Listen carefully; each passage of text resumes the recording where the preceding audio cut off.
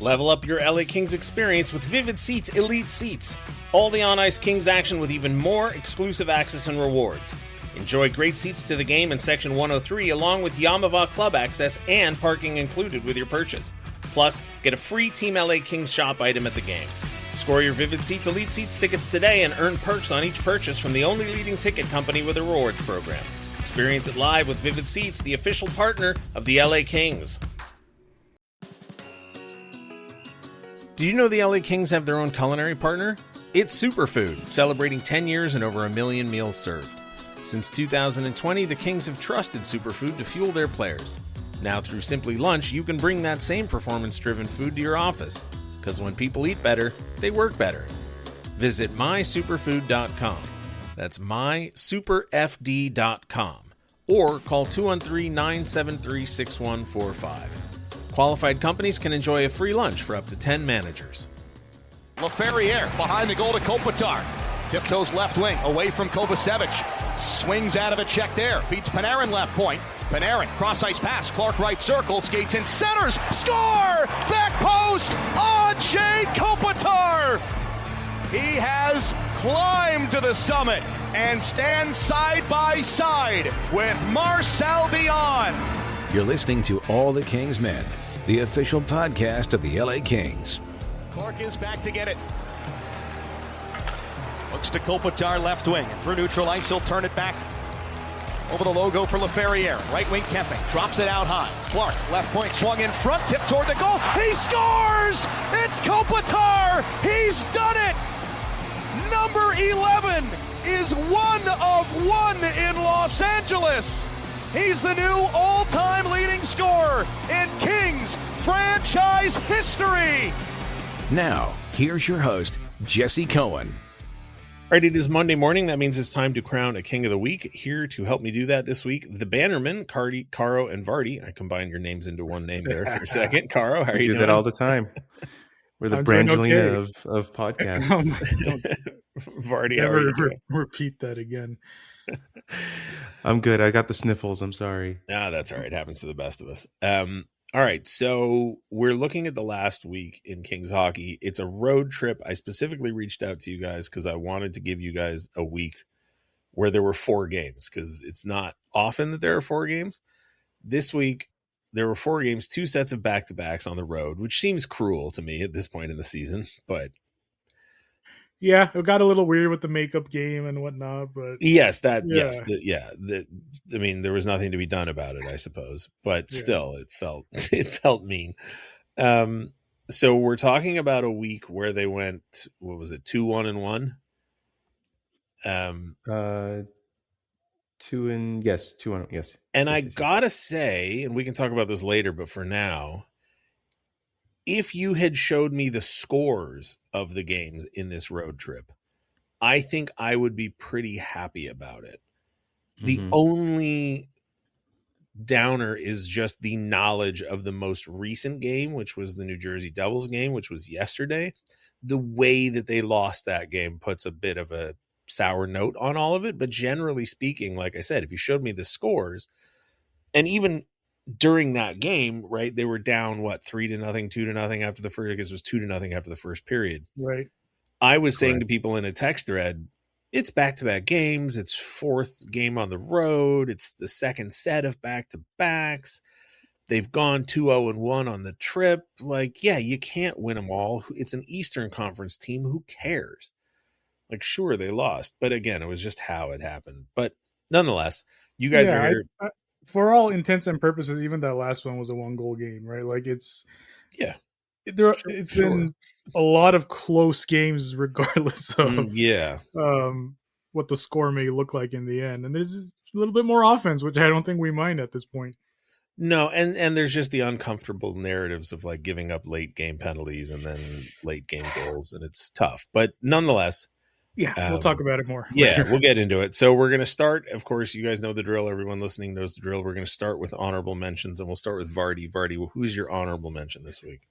My honorable mention almost feels cruel to call it an honorable mention because I feel like any other week, this would be King of the Week material, but I'm going to go with Adrian Kempe on this one.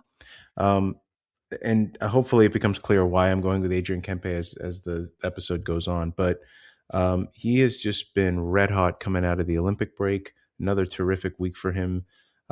He had 3 goals, 2 assists, 5 points, and a +1. That line between him, Kopitar, and Panarin has just been hot fire the whole way through, and he looks like he's playing like the Adrian Kempe that I remember seeing the last couple seasons. Basically, he's taken shots from places that I'm used to seeing him shoot from. He's finding himself in position to score game-winning goals, like he did in Columbus, I believe, and also in New York, quite frankly, and against the Islanders. So he's my honorable mention, but any other week he would have been higher, I think. Carl, we're going to go to you before I say anything more about Adrian Kempe. Yeah, good move, because mine is Adrian Kempe as well. Right. You've already mentioned the numbers. Interesting. Every point at even strength for Adrian Kempe. 2 game winners, like Vardy said. I don't know if, well, maybe. I was going to say, I don't know if anyone's benefited more from Panarin, but I think the other guy we're going to mention probably did as well. And maybe, I don't know, coaching change as well. That's a little more, I think, open to interpretation.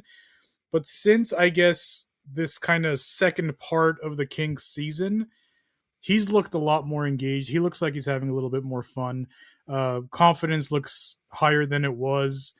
But yeah, as Vardy mentioned, like, this was as anticlimactic as maybe this seemed. Like, the order of things was a little difficult. But yeah, I went with Kempe too on honorable mention. I did too, and I'm glad that you mentioned the Panarin impact, because I was thinking about this a lot this week since they came back from the Olympic break. Really, having a proper top line where you have 3 guys that are all incredibly talented players. Suddenly, I'm going to use heavy air quotes here, the third best player on the line is suddenly not the focal point. Whereas when you're playing a weird lineup where where one line is Laferriere, Kempe, and Perry, or something insane like that, then yeah, everybody focuses on Kempe. You shut him down, and you've essentially nulled the offense of your opponent. Put him on a line with Kopitar and Panarin, and who on earth are you paying attention to? Who are you covering? He's probably got, I haven't really gone back and like broken down clippers or anything, but I imagine he's got all sorts of extra space to operate, more opportunities. I mean, that one tick is not this past week, but the first goal they scored, right? That tic-tac-toe passing sequence, opportunities present themselves that would not have been there otherwise for him. And so, yeah, you take a fertile seed and plant it in, the proper, boy, I'm butchering this metaphor. I get it. But yeah, so I mean, and I agree with both of you that in any other week, Adrian Kempe perhaps would have been higher ranked, but as I'm sure we will all agree on as we go through this list, Adrian Kempe gets my honorable mention, despite having 5 points in 4 games and 2 game winners, and I'm not going to go into all the fancy stats, but Adrian Kempe had himself a heck of the week. So we'll go to you, Vardy, then your runner up. My runner up is the straw that is currently stirring the drink, I feel, for the LA Kings, and that's Artemi Panarin himself. I feel like his presence, honestly, I wasn't sure how much of an effect it was going to have. I was like, okay, maybe he'll come in, maybe he'll get his points, he'll do this and that and shine in power play situations, but he has clicked so immediately with Kopitar and Kempe and elevated those guys back to the level that I'm so used to seeing. And again, like you guys mentioned, they just look like they're having a good time out there. And the goals are coming, the offense is coming, the other team has to focus on that line. And it's all Panarin in my mind. That's not to take anything away from Kempe and Kopitar. They're fully capable guys, but they needed that third element that you just were not getting with any other winger on that line with them. And he's unpredictable. He finds these guys. He doesn't play by a script. He's left, right, up, down, shot passes that, shouldn't be coming through, but yet he finds his line mates and they are often open. It's been a lot of fun watching him play. I really look forward to what the summer is going to bring, and hopefully a full lineup coming into the beginning of next season, if this is what it's going to be. Carl, we're going to repeat. I'm going to go to you before I say yep. anything about Panarin. You want me to just keep talking, Cod? Yeah. So 6 points. Mm-hmm. So 2 of Panarin's assists actually were on those game winners from Kempe, and 4 of his points were at even strength. So one thing I'm loving about this line is that they're a 5-on-5 threat, right? Like that's the whole point of a good line. Like a good line is a threat 5-on-5. All 3 of these guys, I'm putting the cart before the horse here, but all 3 of these guys are shooting over 20%. Panarin is shooting exactly 20%. And that's not even the best percentage on the line, but it's nice to see him willing to fire, because one thing I'm certain about now with Artemi Panarin that maybe I wasn't certain about, because we watch the Kings, right? Like we'll watch other games, we'll watch highlights, but highlights don't really tell you what a player is. This guy's a dual threat in every sense of that phrase. Like he is dangerous as a passer, he's dangerous as a shooter, and that's a major reason why you guys are seeing Kopitar and Kempe get open as much as they are, because you have to respect his shot and you have to respect his pass. And anytime you get a player like that, that's how you break down a defense. And that's what the Kings are able to do now. I don't know if they've been able to do that to this level for the last couple of years. Like we love Kevin Fiala. Everyone knows the Bannermen love Kevin Fiala. But this is another level of that. I think in many ways, we said this on our show, Panarin is what Fiala should have become, but never really did. I am going to interrupt here and just say, you're laughing because Panarin is the way it is what you guys describe Kevin Fiala as. That's fair, dude. I'm here to tell you that is fair, Jesse. Truly, I think a lot of what we saw in Fiala was that he could become that, and he was maybe young enough to take strides. Mm-hmm. And whatever you want to call it, is it a system thing, coaching? Because his numbers have gone down since his first season with the Kings. His first season with the Kings, he was on pace for like 80 points if he didn't get hurt, whatever the case. But he's gone away from that. Whatever the reason is, he's gone more away from that than he should. But yeah, Artemi Panarin is the type of guy that you can sense is not going to get away from that no matter what. I'm assuming he's your runner-up, by the way. After all. Oh yeah, for sure. Okay, so he is also my runner-up. And full disclosure, he was the King of the Week last week and the King of the Week the week before. Yes. And I'm sure everybody knows precisely why he isn't the King of the Week this week, because he really should be. It should be 3 consecutive weeks of Artemi Panarin being the King of the Week. And just to look at the standings for fun here, he would. Well, I guess he wouldn't be that much further. He'd be tied with Byfield if he was 3 consecutive weeks King of the Week. Again, in just 3 weeks. He's the thing that I'm most fascinated about Artemi Panarin is that it's not immediately obvious that he is as dangerous as he is. Right. You know, like if my 80-year-old mother who doesn't watch hockey were to watch the Olympic gold medal game, she would be able to quickly identify your Connor McDavids and your Macklin Celebrinis and say, "Oh my!" You know, right. But this guy who is that young man? This guy's just gliding around. Yeah, but Artemi Panarin's just sort of like doing stuff, and then before you know it, the puck has traveled 60 feet away from him onto the stick of an open teammate with a wide open net. Or he is right in front of the net, and Kopitar finds him, and he's staring down, Sorokin. I've never felt worse for a goalie in my life than on that goal. And yeah, he took what? I mean, it felt like an eternity, but in reality, it was probably less than a second, certainly less than 2. And I genuinely believe, I think, that whether or not where you would rank him in terms of like the best all-time Kings is tough, because obviously, we're only so old, and I didn't watch them in the 60s or 70s, and most of the 80s are kind of a blur as far as actual memories go. But I don't think the Kings have ever had a winger anywhere near like him. I don't want to say better than, because then you start getting into like numbers and it becomes very right eras. It gets weird. Yeah, and like, listen, Luke Robitaille had an insane amount of goals, but Luke Robitaille was a goal scorer. Artemi Panarin is a completely different beast. And every player, if you go down the list of like the best or the highest scoring Kings of all time, they're mostly centers.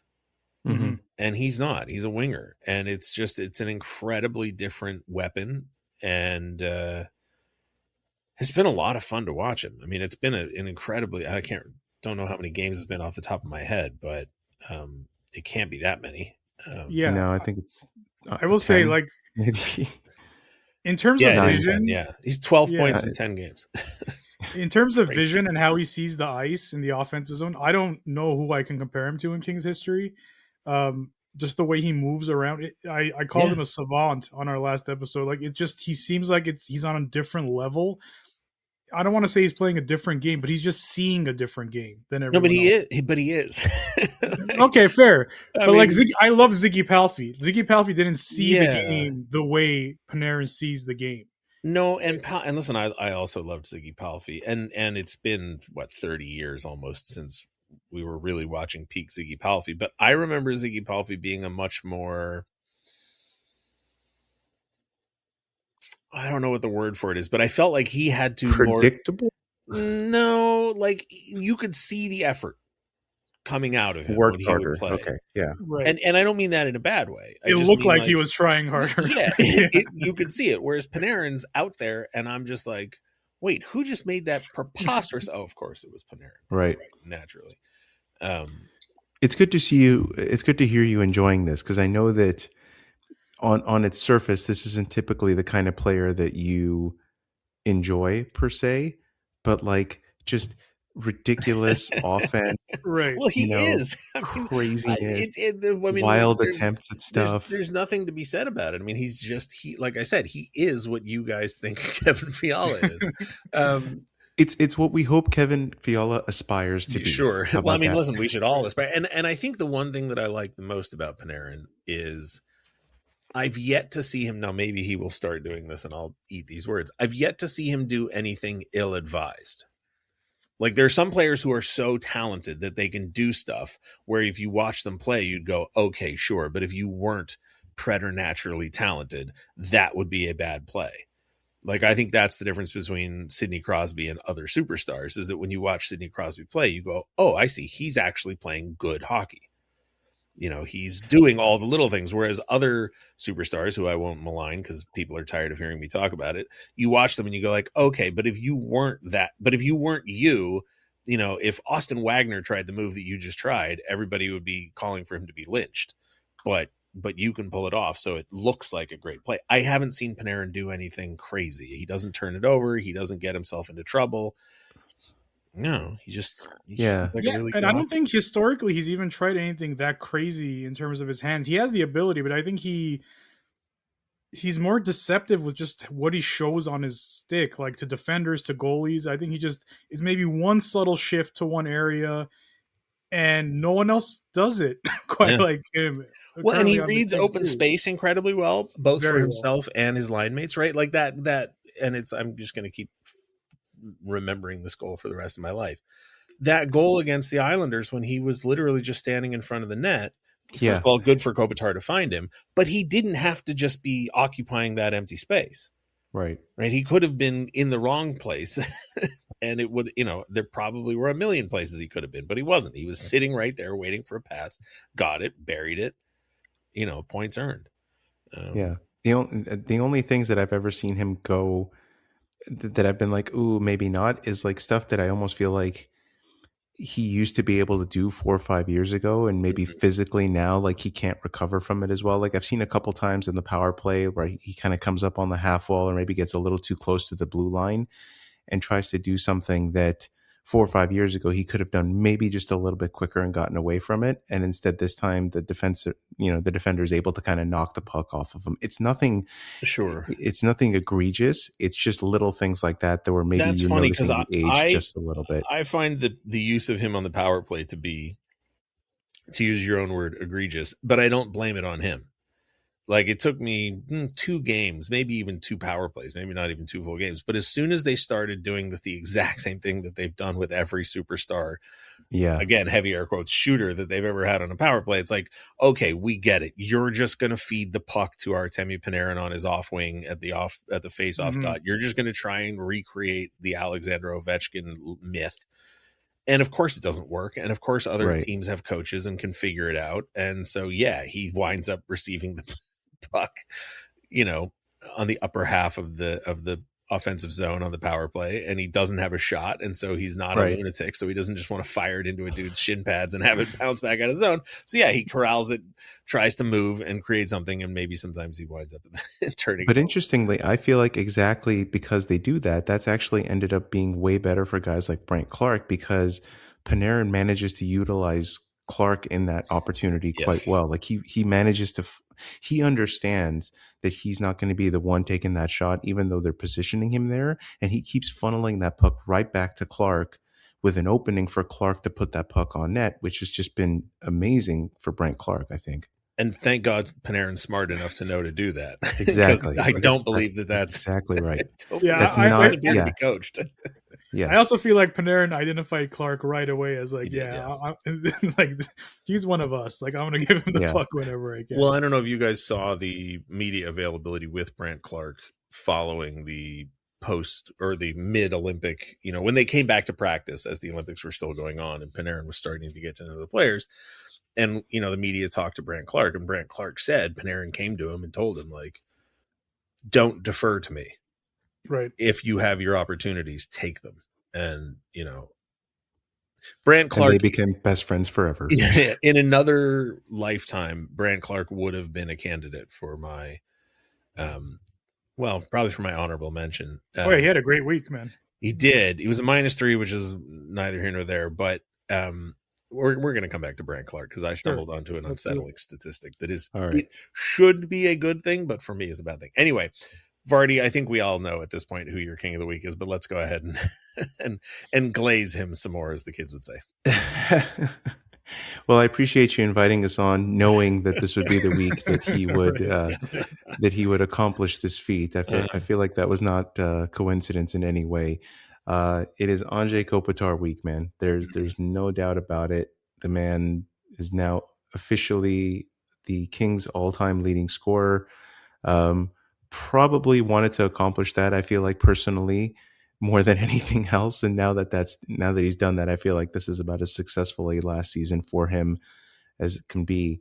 And like we've been talking, to see him playing with that kind of vigor and drive and having a good time out there for this last little stretch of games has been really fun for me to see. So yes, that's my pick. Caro? Yeah, I mean, obviously. Yeah. I was thinking about the first time I saw him, like in development camp, and just now that and I say we because we're all you're kind going way back. We're all kind of the same age, but like how many players like have you seen their entire career from A to Z, and you vividly remember their rookie year, and you vividly remember. You're throwing up a 2, Jesse. It's not many, is my point, right? Dustin Brown and it's Anze Kopitar. Yeah, and Drew Doughty's in there too, but like he's not done yet. Exactly, he has years left. Mm-hmm.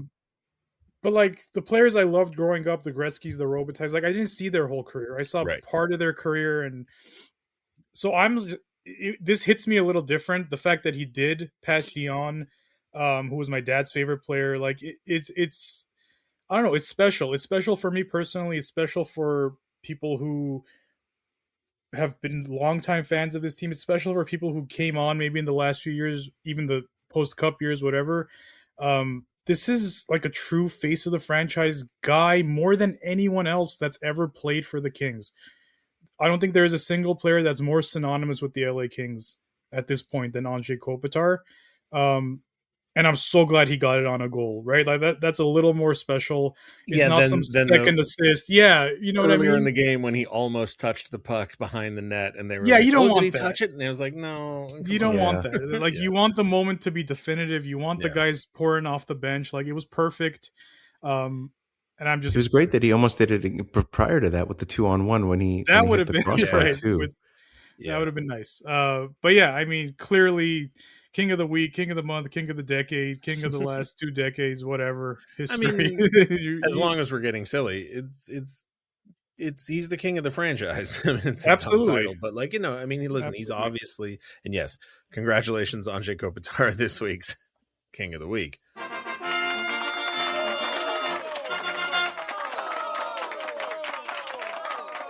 So I've been having to fight my own cynicism, might not be the right word, but because when the season started, I don't remember how many points he was away when the season started, but it was not a tremendous amount. It seemed it was like 30 something points or whatever at the start of the season. And it was like, okay, it'll happen. It'll happen sometime in the second half of the year.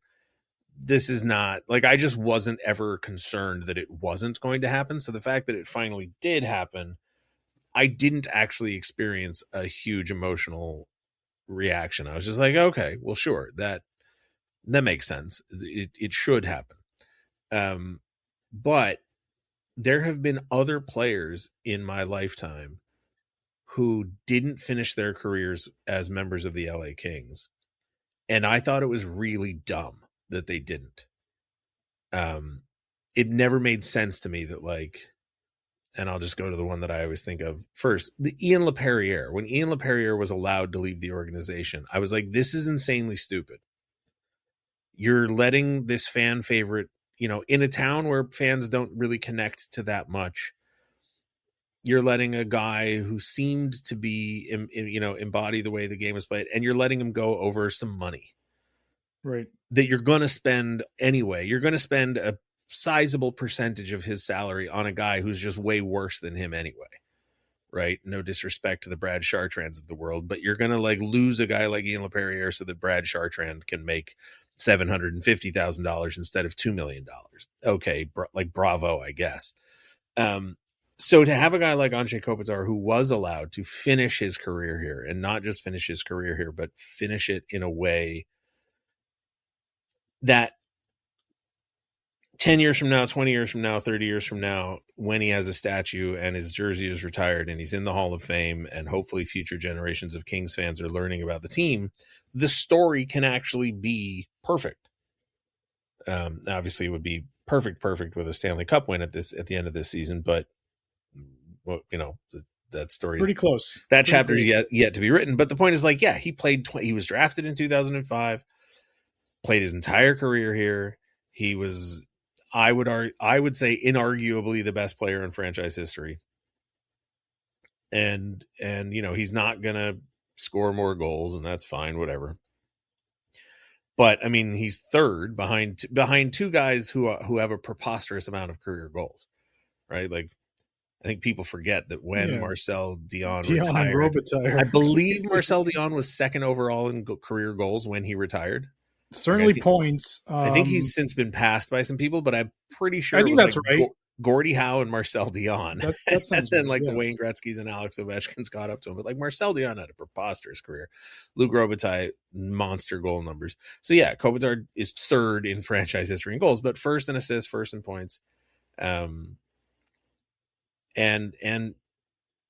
I've gone back to this a few times, and I understand we're supposed to be talking about the week, but obviously this week is about Kopitar's career. When they won the Stanley Cup in 2014, it occurred to me that the giants of my childhood or teen years, early, I mean, not childhood, but like in my mind, the best players of the 90s were your Madonos, your Sakic's, your Yzermans, your Lemieux, right? Gretzky, right? We all know the names of fans of a certain vintage.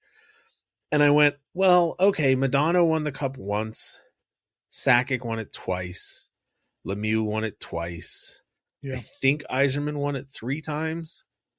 Correct. Gretzky won it 4 times. And that Gretzky team was, right, everybody concedes, just an insane assemblage of talent that cannot be allowed in today's salary cap world. So you go, okay, Anze Kopitar, Dustin Brown, Drew Doughty, Jonathan Quick, all the guys that were on both 12 and 14, they both won it twice. That puts them in that pantheon, right? That absolutely. So like, okay, like that part of the legacy is already done. Now we're tidying up the the loose ends. And the real shame of all of this is that watching him with Panarin has been so much fun, and you just realize like the list of guys they've brought in to try and revive this version of him is long. And it just sucks that like it's working right now and he's fun to watch again, and it's going to be over before you know it. And at the beginning of the season and through most of the season, I was like, okay, I don't want to hear any, well, maybe he comes back for another year talk. But now after watching with Panarin, I'm like, no, I agree, man. I agree. Like it's such a short sample size, so I don't want to go crazy. Sure. But is this as legit a first line? Like when you just look at names and pieces and like, what else has been a more legit first line, at least in the last 20 years? Like, you want to say Triple Crown? Okay, cool. Like, I'm not going to argue with you. You've got a 40 at the peak of all their powers. You've got Kempe who scored 40, Panarin who scored 120, I think, one year. Yeah. And Kopitar who's a 92 point at his peak, Selke winning, two-time cup champ. Like, it's a great line. And I thought you were going to ask, is this the most fun it's been to watch Anze Kopitar all year? And it's by far the all most, year, certainly. That's not even this year's been a drag. And he looks like he's having fun too, which is fun. And again, I don't know how much of that is like, because they coincide, right? Like the timing of it coincides for me. Like how much of it is, hey, here's Panarin, go out and have a good time, and also coincides with the team's MO post trade deadline of, we're gonna get rid of some guys and we're not going to be like super duper pushing, selling away futures for one last playoff run. I feel like they're just all playing looser in general. And I don't know how much of that is, you changed your coach, you moved some guys who you kind of were hinting you were going to move Fogle anyway before the break. You didn't really bring in, yes, you brought in Panarin, but you brought him in on the 2-year deal with the idea that this is going to be a future move. You didn't really bring in any rentals for the rest of this year, unless you really count Lawton, who I think they are going to try to re-sign. But I don't know. I just get the sense that there's a looseness finally to the team that has not been there up until this point. And they're playing like it. Like the losses don't seem to hurt them as much. They're scoring goals when they're down. They don't seem like they're out of it anymore. You're seeing defensemen play better. You're seeing pretty much everyone. I say pretty much because clearly there's still some parts that aren't clicking. But yeah, even us, like we're watching the games. I feel like we're enjoying watching the team a lot more. Yeah, and I mean the flip side of that obviously is I can't remember when it was I looked at it, but it was when they had 60 points, looking at it and going, okay, they probably need 30 more points. So they've got to go 15-5 in the remaining 20 games. I haven't been paying attention to what they would have to go now to get. I think it's like they need another 20 points and they now have 16 games to get them and not 20 games. And so like, I'm not doing the math anymore, but it's that constant thing of like, I wasn't expecting to be watching the standings every night at this point in the season. And here I am, it's Sunday the 15th. And I'm like, oh, the Kraken won, but the Sharks lost. What does that mean? Even Winnipeg now is making a push. And that's because they're winning these games that like, Yeah, they're hanging in. They're getting points. I'll say like post Olympic, the Fiala injury, obviously, and then kind of the mini. We're going to sell a few guys. My perspective on the season shifted at that point. Not so much that they're going to miss the playoffs. Obviously, it wasn't that. But I, as a fan, was like, okay, like I understand that maybe management understands that this isn't the year, so to speak. This isn't the time to go all in. This isn't the build currently to make these risky gambles on. And that kind of resonated with me, and kind of that's the way I've been watching the rest of the season. And that's why I'm not as upset. I still see, plenty of anger on Twitter, and I still see plenty of fans being like, how could you blow that lead? I am not nearly as upset as I was maybe a couple of months ago. And maybe that's why I'm enjoying watching the game so much.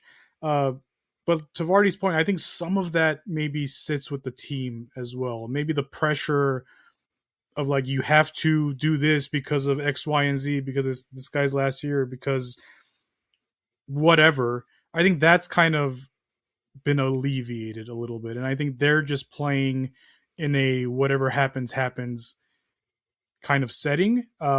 Again, this is all speculation. We're not in the room. You are, Jesse, but we're not in the room. I mean, as half much. the time. I Yeah. don't know, you know, like, sure. But yeah, it's a good product, man. And I think it could be a winning product as long as they identify what's working and why it's working at this very moment.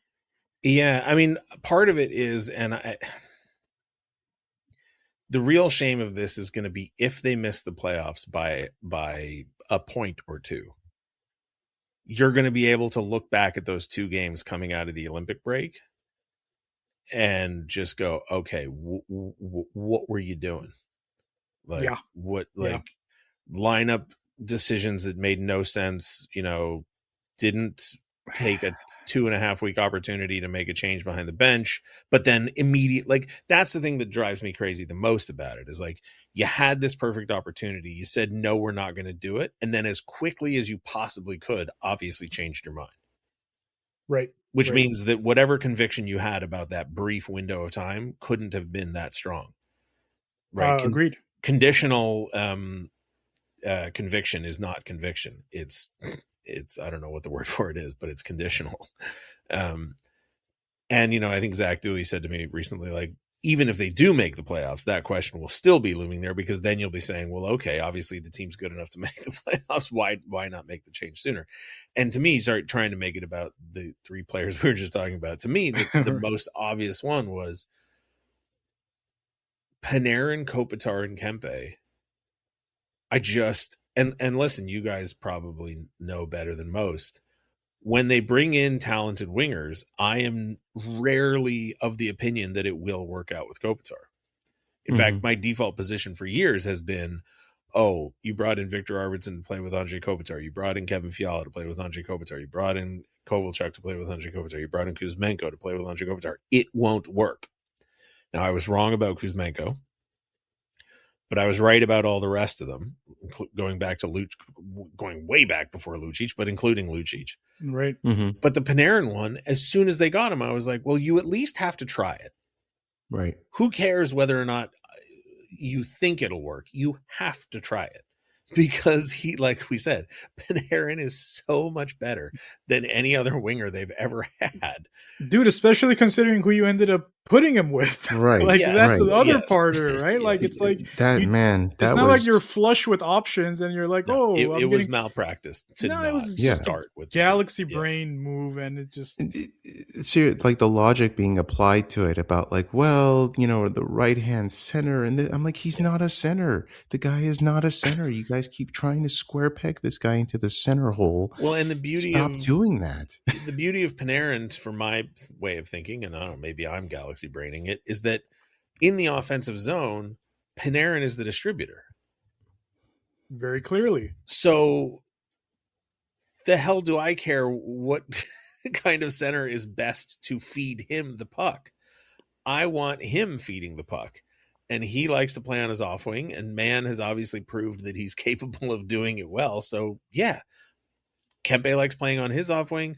Panarin likes playing him on his off wing, and you've got the best center in the history of the franchise available to you. I just thought it was a criminal overthink. I also don't think Panarin went in there and be like, it's got to be a right-handed center. No. I don't think he cares. He played, let me see, he played Trocheck and Zibanejad in the last couple of... I get it, they're both right-handed, but I don't think he's the type of player that really cares. I think he's the type of guy to be like, dude, you could be playing with a pool cue. I don't care. Just, get to where I need you to get, and we'll be fine. So yeah, it's unfortunate, man. It's this whole season's been unfortunate. If I could put one word on this season. Yeah. But at least it seems like we're closing it out on a bit of a high note here. Most unfortunate from my perspective, outside of any Kings conversations, is were the Pacific Division a little bit stronger, or with other teams, not the two I'm about to mention. I feel like the conversations around the league about what happened to the Oilers and what happened to Vegas would be deafening if the Pacific Division weren't so terrible. Oh yeah, they have big problems, man. Like, because both of those teams should be out of a playoff spot if they were in the Eastern Conference, and if both of those teams were out of a playoff spot, I wouldn't have to keep hearing these. Like, Vegas was the division leader for most of the season. The Ducks have overtaken them recently, but like, Vegas is slipping. Edmonton might. I don't know what's going on with Edmonton, but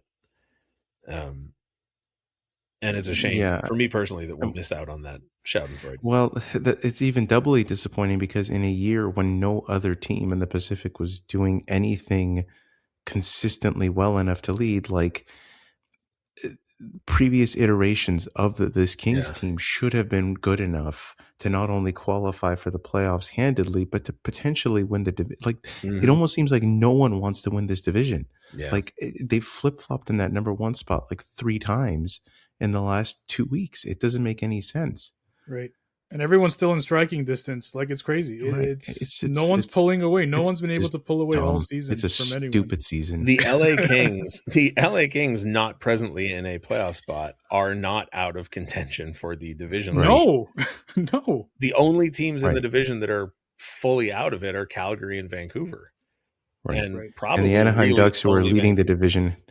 Right. The Anaheim Ducks, who are leading division, have a -10 goal differential. Yeah. Like, no, it's a terrible season. And I mean, that's why I said now the gap has widened a little bit in the last couple of days, but for a brief period, it was like, well, as long as you're shooting for wild card 2, you might as well shoot for third in the division. Right. Because there was like 1 point separating the two of them. Now it's 4, and it's a little bit different. Not much. And that's the other thing. Like, one of these bad teams, possibly 2 of these bad teams, is going to make it to the second round of the playoffs, which is just one of them is going to make it to the third round. Right.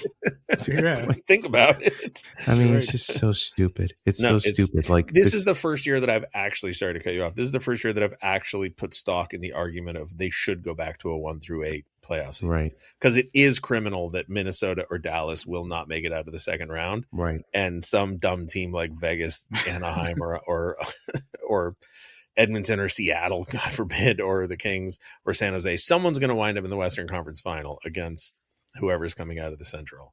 And that team will be able to sort of hold themselves up and say, like, and that's what exactly we're right there. Conference Final. Yes. We're right there. Yes. Yeah. This is going to be their 105-point team. Right. Yeah, they are not there. No. None of these teams are right there. No. Okay, it's not just the Kings. No. So the stat that I stumbled onto today that I wanted to talk about, I'm going to pick on one of you, Caro, randomly. Great. Who do you think is ranked 12th in the National Hockey League in blocked shots? I'm going to say Brian Clark. You would be 100% correct. Vardy, who do you think in the National Hockey League is ranked second overall in even strength blocked shots? Brant Clark. Also correct. We did it. Second overall. That's wild. In even strength blocked shots. Well, they would have to the be. gap. Well, but I was looking at blocked shots and I saw 12, and my immediate thought was, how many of those guys above him on the list kill penalties? Because he does not. And when I corrected for even strength, he jumped all the way up to second, and I was like, "You've got to be absolutely kidding me!" Can't play him on the PK, you a question? You may. Can I? Who, in terms of points and block shots, who else is scoring near him? Well, let me look. In terms of, sure, why not? Because I feel like a lot of these shot blocky guys are not going to be the kind that are going to break 40, 45 points at the end of the season. Probably not. I mean, they're for the most part, they're the kinds of players you would like. I think Mackenzie Weegar is number one.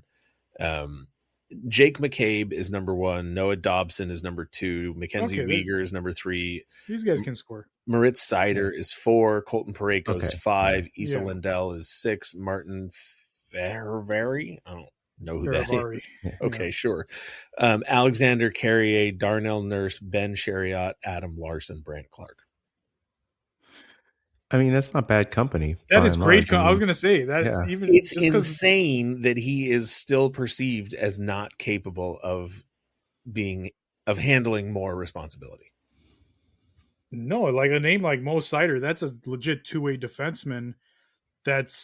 I want to say he's getting top pairing minutes at this point. I'm not too familiar with Detroit, but I'm pretty sure he's their number one defenseman. Vardy, you could correct me if I'm wrong, but I can't think of anyone else.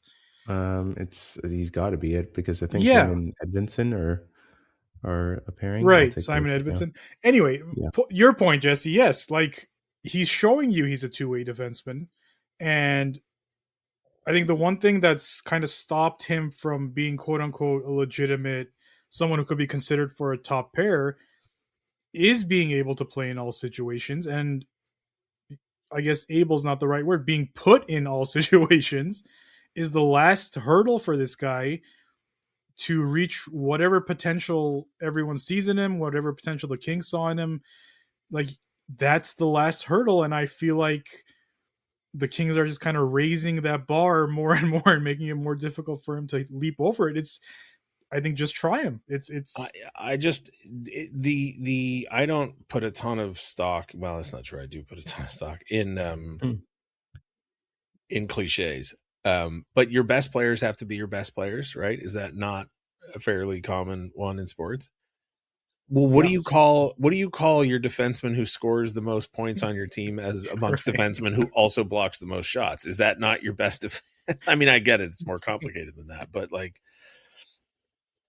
no, it makes sense. I do wonder if he was left-handed, would they just play him and Doughty together as a pair? Is that all this is all about? Like clearly, because when they're losing in a game, they just do it anyway. Right. Like. But yeah, one of the real missed opportunities I think that's going to come out of this push for that last playoff spot and the hope to get it, and I want to be perfectly clear here, I don't necessarily think that that's a goal that shouldn't be sought, right? Like I get it. The division stinks. You're close enough. You make the playoffs. You could actually make it to the Western Conference final. So I get it. And it's Kopitar's final season, and you have tickets to sell and experience to be given out to younger players, and you want to keep your older players. You want guys to stick around. You want Scott Lawton to stick around. You want Brant Clark to sign a long extension, so I get it. But Kopitar will not be back next year, we assume. Byfield, Panarin, and Kempe are under contract.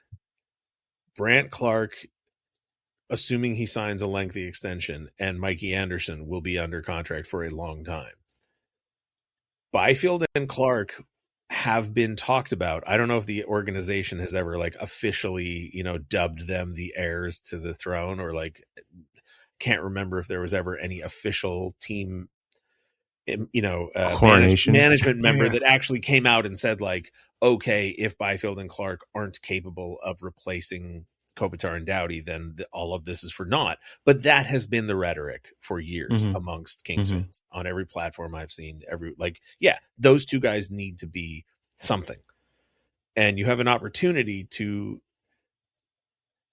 like I said, if this team were 5 more points out of a playoff spot, I would say, okay, it's a lot of fun to watch Kopitar, Panarin, and Kempe, but I'm sorry, you got to try. You've got a 20-game runway to try Byfield there, because if that can work, you got to do it.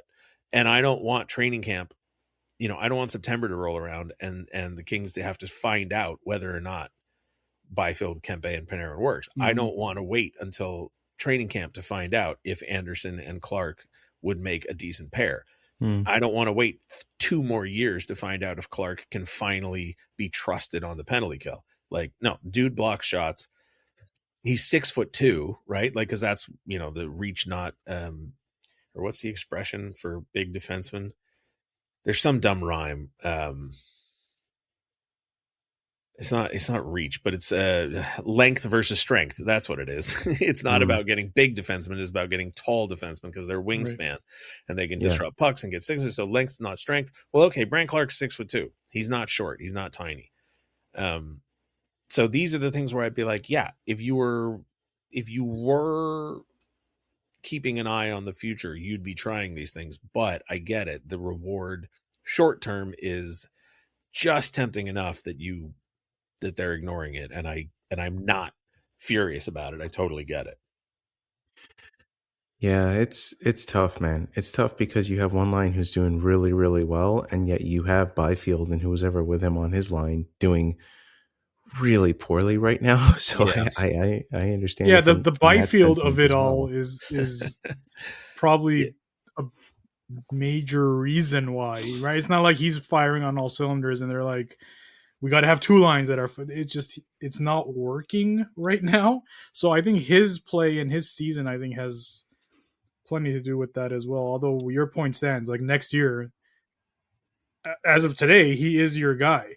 Unless the Kings can go out and acquire somebody like the names that have been tossed about in different play. I don't know if you guys have seen that Russian No, and they'll try where the to. random guy. They'll try to. Yeah. So did you guys see the YouTube video? Some Russian talking head sports show. No.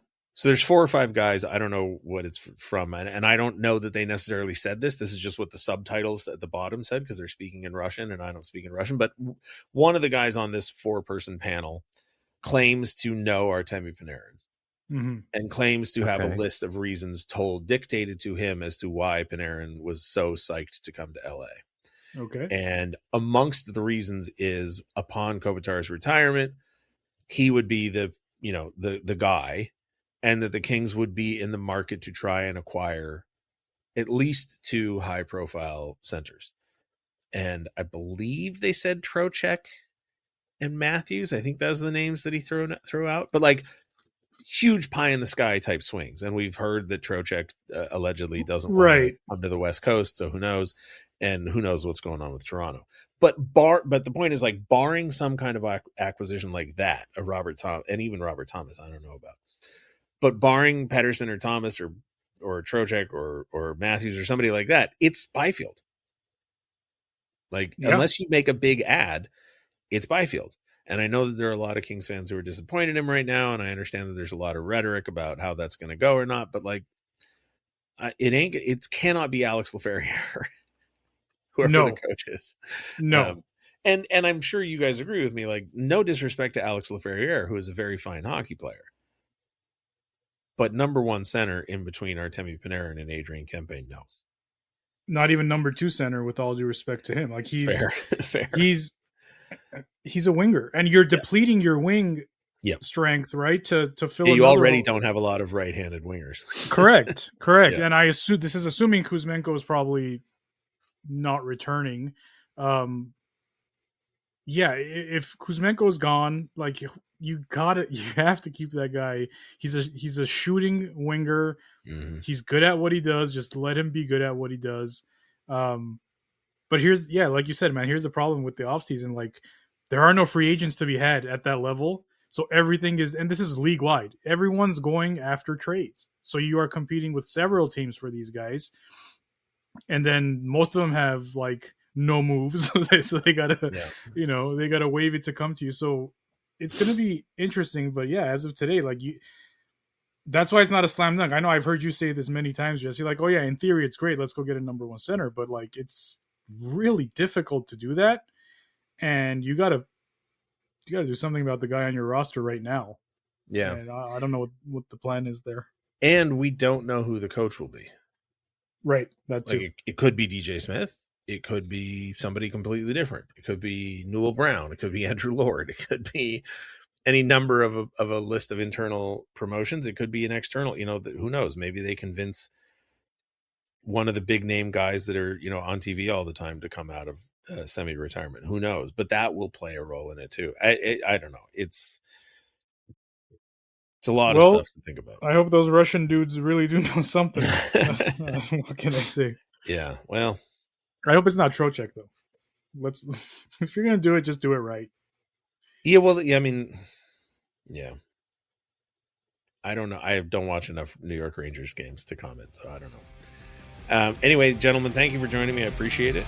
And thanks, man. We will check out the Bannermen. They're all over social media, and of course, they have their own podcast. And we'll talk to you soon.